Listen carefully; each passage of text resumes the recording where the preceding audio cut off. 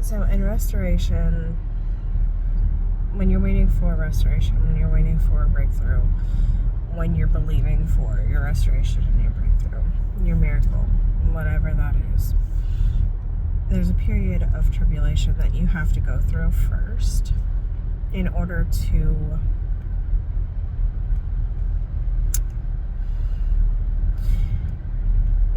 cross into being qualified to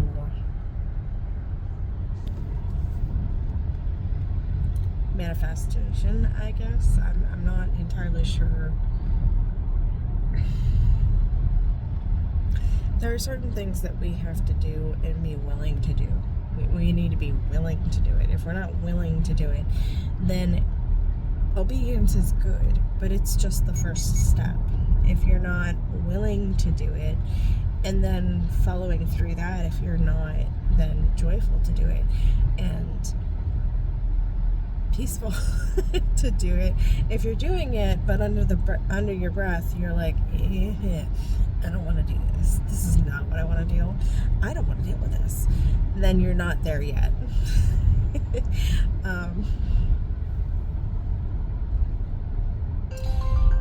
It's not an easy thing to do, but every single thing that you're gonna believe for, that you're hoping for in your heart, in your relationship with the Lord, you are gonna need to go through that tribulation trial with whatever it is.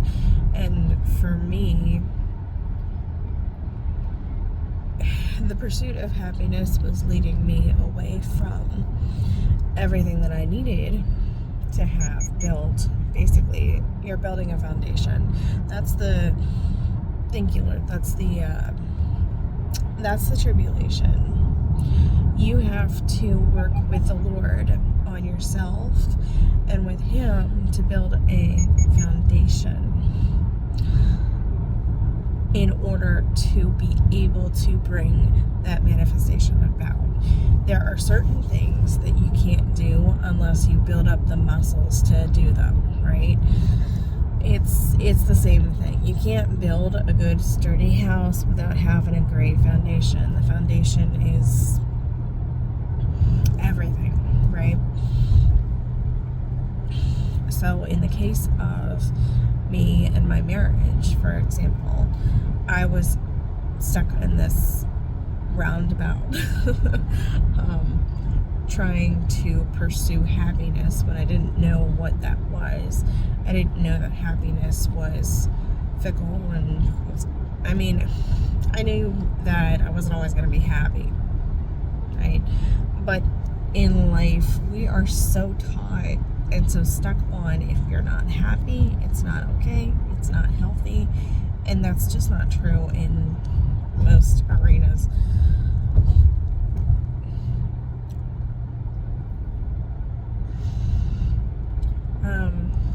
Where was I though? Before that, the trials and tribulations and the foundation that I had to, so I basically had to tear apart with the Lord the old foundation that I had, because I was so used to what I was doing. It was habit. It was what I was seeking. It was what I knew, or how I knew to bring things about. But the only things that can come from that are worldly things, right? And we want higher. We need to have a better foundation for higher. One that we don't build out of our own misguided understanding of how to build a foundation. So with that in mind, the job that I had, this wasn't the first thing that the Lord asked me to fix. He started me with small things, right? But my job was a big thing. That was harder for me than a lot of the smaller things. I was reading some things that the Lord basically took me through and was like, would you be appreciative? Your husband was reading those things. No, I would not. I would not. So I needed to purge myself of that. I had to fix that part of myself so that it could be fixed and have that foundation for being fixed within our marriage. Men are the head, right? But women are the warriors, and we're the ones who carry a lot of the spiritual openings. We have the power to close those openings. We see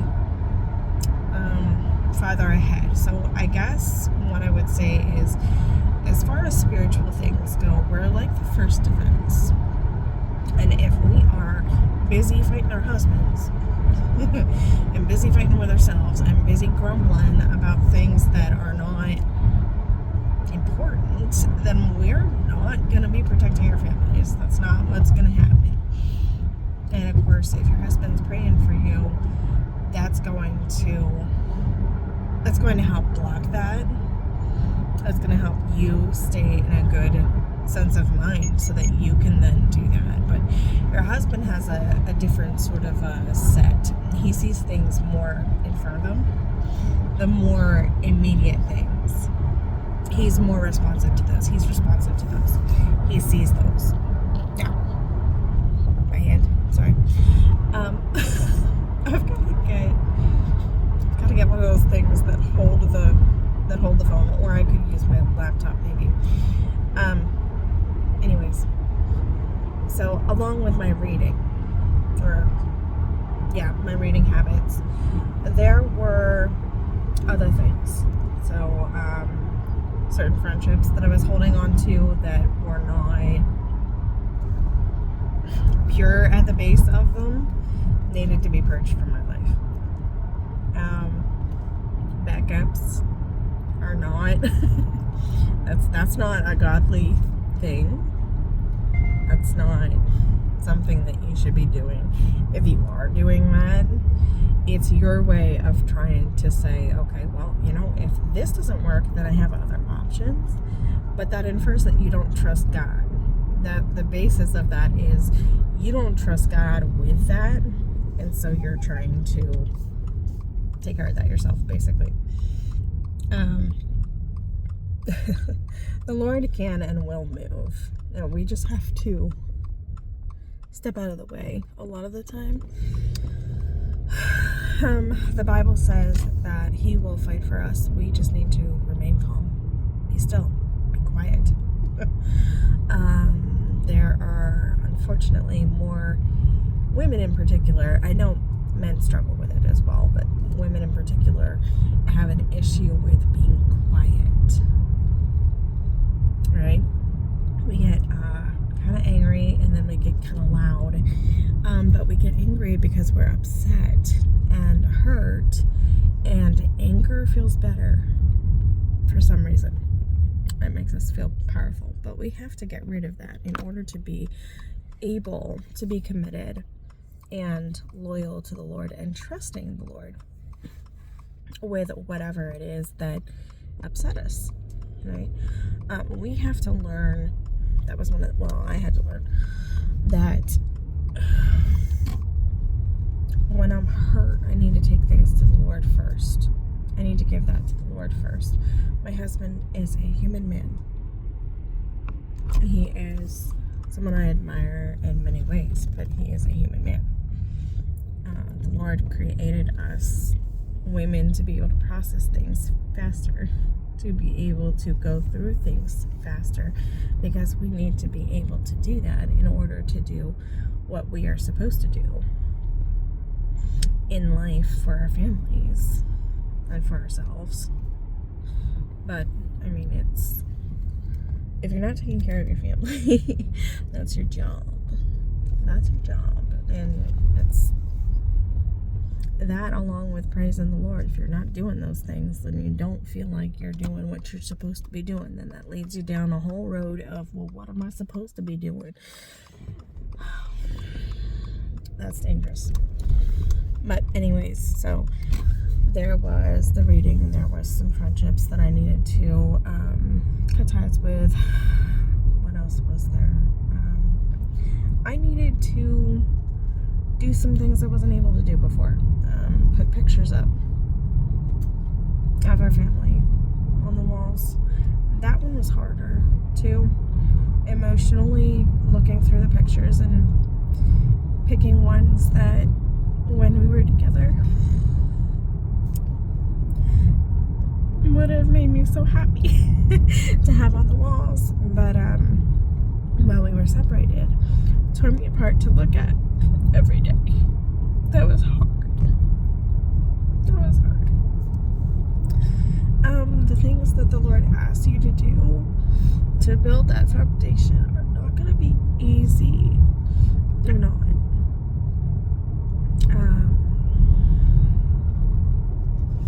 The next bigger thing that I can remember at the moment, now I have a list. I do need to go through that. But I needed to get rid of different bank accounts that I had set aside to protect me and the kids, essentially from my husband's spending, was what that was for. I was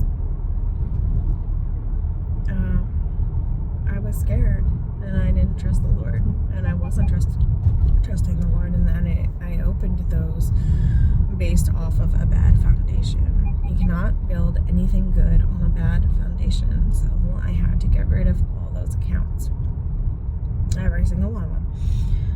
The Lord asked me to pay some debts that were my husband's, or that he accrued while we were together.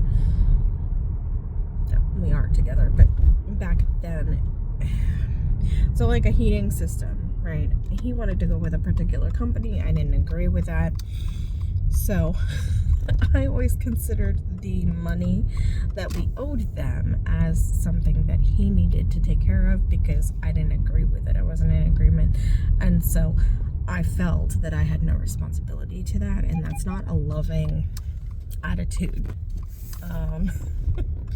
That's not a good thing to seed in your relationship. You don't want to have growth from that kind of a thought process. Well, that, or, well, they're a grown man or they're a grown woman. They can do it, right? Well, yeah, they can. They can. But if you love them, why are you thinking about it like that anyway? We're supposed to want to help each other. If you don't want to help each other, then you really need to look into your heart and see why you are looking at them so critically. As that's not a loving attitude. That's not something that the Lord wants us to take and put on to somebody else, let alone our husband or our wife, our spouse. That will definitely destroy a marriage pretty quickly. Particularly if they need you in a moment, even if it seems small to you, which might be the case, and that might be why you say it, but you're a grown person, you can handle it.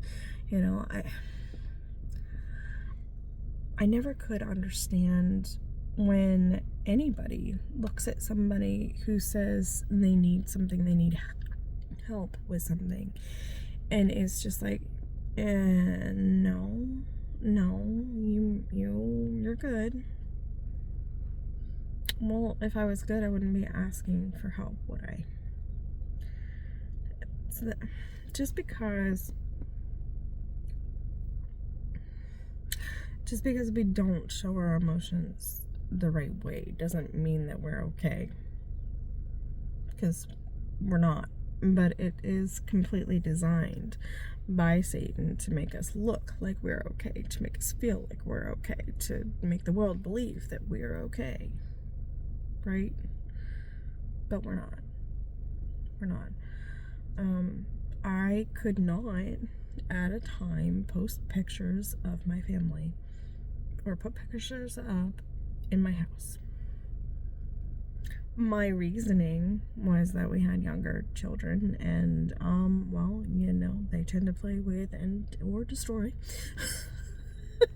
or destroy everything. But that was more an excuse than anything, particularly because my husband wanted pictures up. He wanted to have that warmth and that happiness. They're the reminders of our happy times, and that's not a bad thing. Now, truthfully, I had completely forgotten that conversation.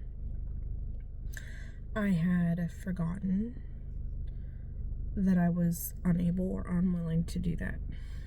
So the Lord had me do that, and I was completely unaware of why at the time, until my husband told me that that was one of the things that he wanted, and I was not favorable of that. Strange, but that was one of the things that needed fixed, and it came from the brokenness that I had from in my life, all the damage. Everybody has that, everybody carries that, but the process is going to start taking you through that, and you have to be obedient in the first couple steps, and then you have to be willing in the next ones, and they're going to hurt you to start with. They may make you cry. They may break you down. That is the point. It is breaking down that old foundation. It is going to hurt. It's not something that is gentle.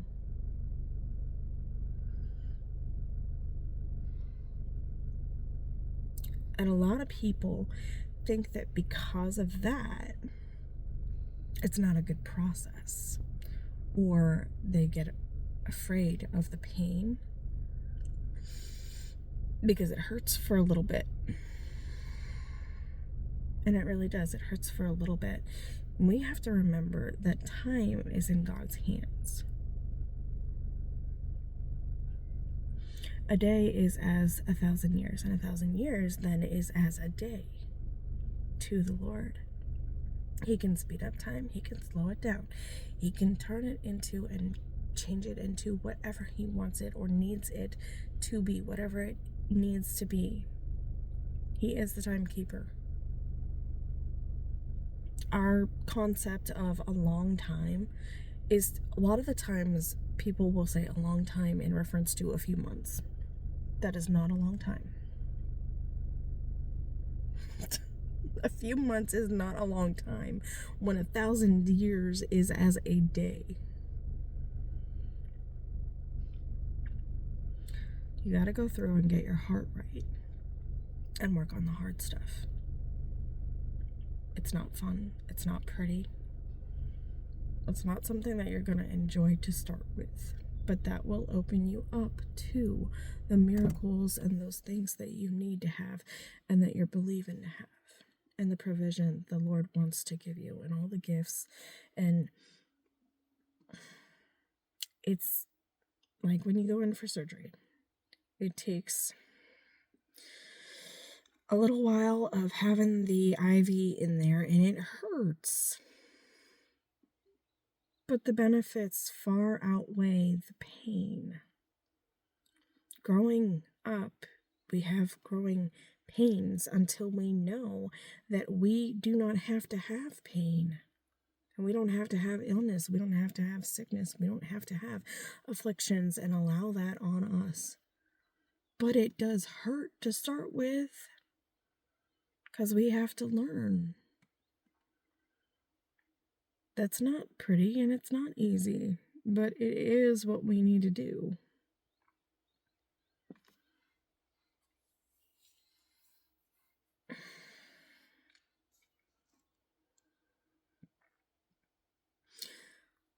That helps us build our commitment, and it helps build our stamina, and it helps build our fitness up again. to where we can handle that heavier load that the Lord wants us to be able to take care of spiritually. That's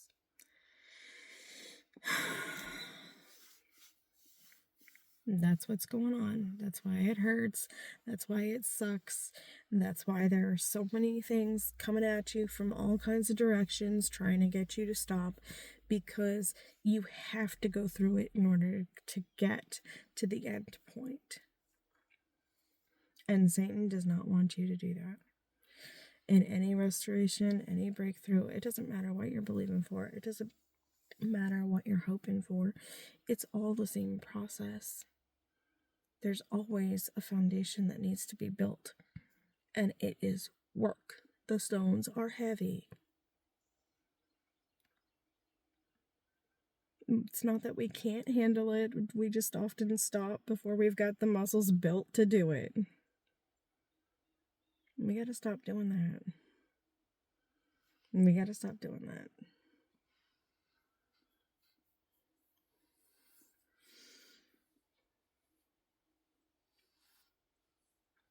Obviously, there were a lot more things that I needed to go in and change.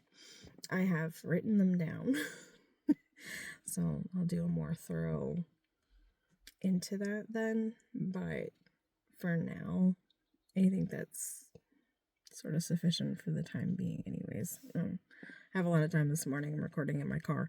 So I gotta go. But I will be more thorough then.